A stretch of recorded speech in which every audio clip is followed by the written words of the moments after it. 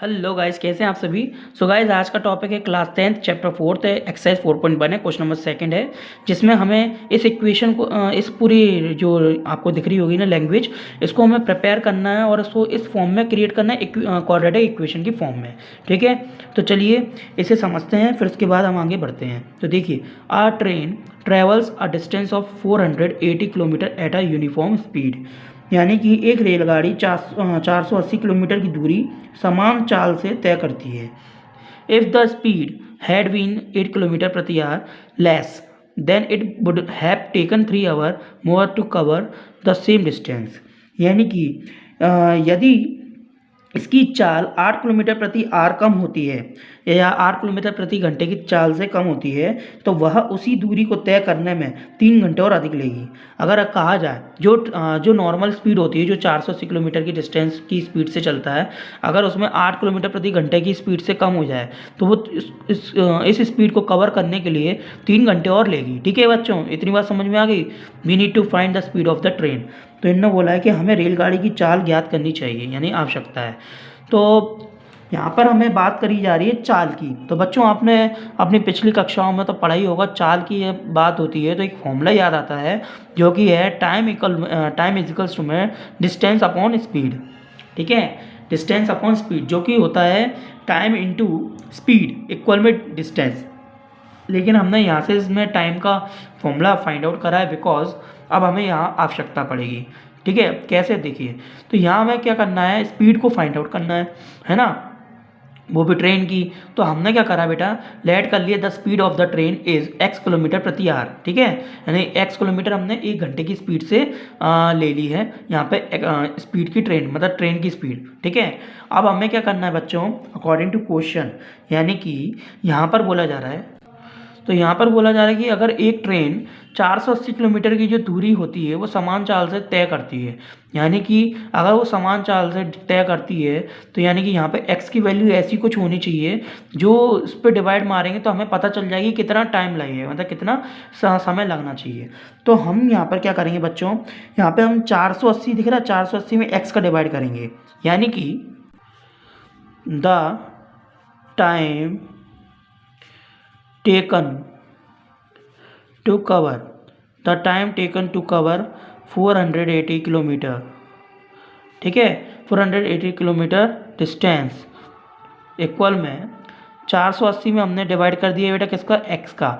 अब आप सोच रहे होंगे कैसे, तो बेटा हमने अभी फॉर्मूला आपको दिखाया, टाइम इक्वल में डिस्टेंस अपॉन की स्पीड। तो यहाँ पे बेटा देख रहे हो, ये टाइम है, यहाँ पे बोला जा रहा है टाइम को कवर किया जा रहा है, तो टाइम के फॉर्मूले में डिस्टेंस ऊपर होगा, स्पीड नीचे होगा।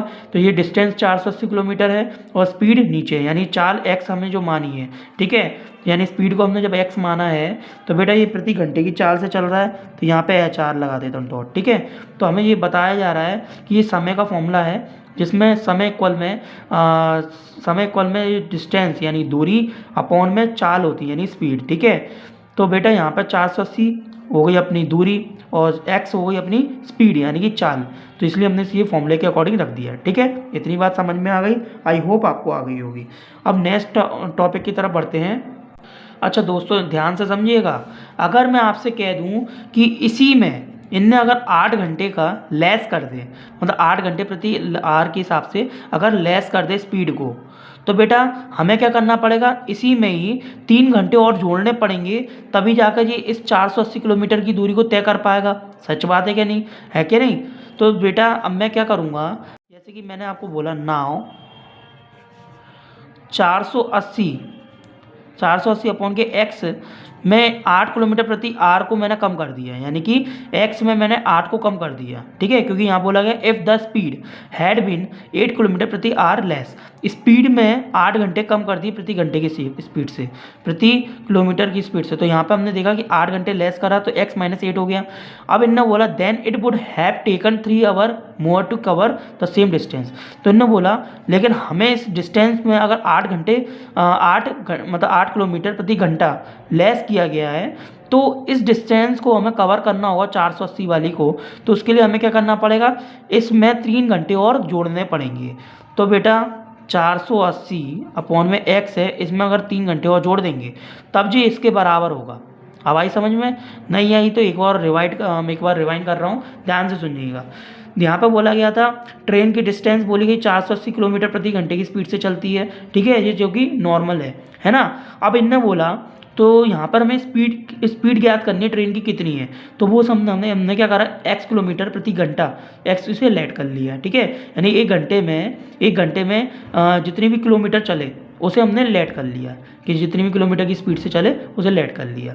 अब यहाँ पर हमने बोला गया है कि the time taken to cover 480, यानी कि यहाँ 480 किलोमीटर की वो स्पीड से चल रहा है, ठीक है, 480 किलोमीटर चल रहा है, दूरी से तय कर रहा है। तो हमें ये कैसे पता चले कितनी स्पीड से चल रहा है वो, क्योंकि 480 किलोमीटर की डिस्टेंस तय कर रहा है, यहाँ तो डिस्टेंस तय कर रहा है ना, स्पीड हमें पता नहीं चल रही कितनी स्पीड है। तो हमने क्या करा, एक्स को डिवाइड मार दिया, यानी कि अगर जो भी स्पीड होगी तो डिवाइड मारने पर हमें घंटे पता चल जाएंगे ना, यानी टाइम पता चल जाएगा। इसलिए टाइम का फॉर्मूला लग गया डिस्टेंस अपॉन स्पीड, ठीक है। तो यहाँ पर यानी डिस्टेंस अपॉन चाल, तो देखा जाए दूरी अपॉन चाल में ये 480 दूरी है और स्पीड हमने यहाँ पे चाल यानी कि ये x मान लिया, तो x अपॉन में आ गया। और जो कि ये घंटे का फॉर्मूला यानी टाइम का कौन फॉर्मूला है, समय का, तो यहाँ पर ये घंटे में आएगा, ठीक है। अब उसके बाद क्वेश्चन ने बोला कि अगर हम इसमें स्पीड में 8 किलोमीटर प्रति घंटा लेस कर दें, तो अगर इसमें देखें स्पीड कौन है यहाँ पर x, अगर इसमें 8 किलोमीटर प्रति घंटा लेस कर दिया जाए तो ये किसके बराबर हो जाएगा, 480 अपॉन के x है, इसमें 3 घंटे प्लस कर देंगे तब इसके बराबर में हो जाएगा। तो यानी 480 प्लस अपॉन में x है, ये कैसे पहचाना, क्योंकि इन्होंने बोला ना अगर हम इसमें 8 घंटे स्पीड में लेस कर दें तो इसको 480 किलोमीटर की जो डिस्टेंस है इसको कवर करना होगा, तो इसको कवर करने के लिए यहाँ पे 3 घंटे और जोड़ने पड़ेंगे, 480 अपॉन के x में 3 घंटे जोड़ने पड़ेंगे, क्योंकि ये एक तो दूरी की बात हो रही है, स्पीड की बात हो रही है, इसलिए इसी में हमने 3 घंटे जोड़ दिए। तो जोड़ने से क्या हुआ, ये इसके बराबर हो गया इस इक्वेशन, ठीक है। अब हमें क्या करना है, इसे सॉल्व करना है। अगर इतनी बात आपको समझ में आ गई हो, फिर भी नहीं आई हो तो वीडियो को रिवाइंड करके आप देख सकते हैं। चलिए गाइस इसे सॉल्व करते हैं। ये आपको दिख रही है, इसको इस साइड भेज दीजिए, 480 अपॉन में x माइनस की 8, ये माइनस की 480 अपॉन में x इक्वल में 3 बचेंगे। बच्चों यहाँ से 480 है ना, 480 है ना, इसमें कॉमन ले लीजिए, ठीक है। तो 480 मैंने कॉमन लिया, यहाँ 1 अपॉन के बेटा x माइनस की 8 माइनस 1 अपॉन के x बचा, ये काट दीजिए जो कट रहा हो, 3 1 जा 3, 3 1 जा 3, 3 6 जा 18 और ये 0। अब 160 का इंटू अंदर कर सकते हैं चाहें तो, अदरवाइज नहीं करना हो तो बाहर ही रहने दीजिए, तो बाहर ही रहने देते हैं 160, ठीक है। अपॉन में यहाँ पर दिख रहा है, इन दोनों का एलसीएम ले लीजिए बच्चों, ठीक है। तो ये एज इट इज इक्वल के बाहर तो चल रहा है 1, तो यहाँ पर हमने क्या करा, अब इन दोनों का एलसीएम ले लिया, तो यहाँ एलसीएम लेंगे तो कितना आ जाएगा, तो देखिए एलसीएम लिया हमने, ये आ गया, इन दोनों का मल्टीप्लाई कर दीजिए, कोई प्रॉब्लम नहीं है अगर ज़्यादा आपको क्रिटिकल नहीं बनाना हो। अब देखिए इसका x माइनस की 8 का डिवाइड इसमें देंगे तो x माइनस की 8 कैंसिल हो जाएंगे, बचेंगे x का इंटू ऊपर हो जाएगा, तो x आ गया, माइनस x का डिवाइड इन दोनों में देंगे तो यहाँ पे जी कैंसिल हो जाएगा और x माइनस की 8 बचेंगे, तो x माइनस की 8 यहाँ आ जाएंगे, ठीक है। जी ब्रैकेट में आएंगे, याद रखिएगा, सिंगल आप ब्रैकेट के बना मत लिखिएगा, ये बात आप भूल मत जाइएगा, ठीक है।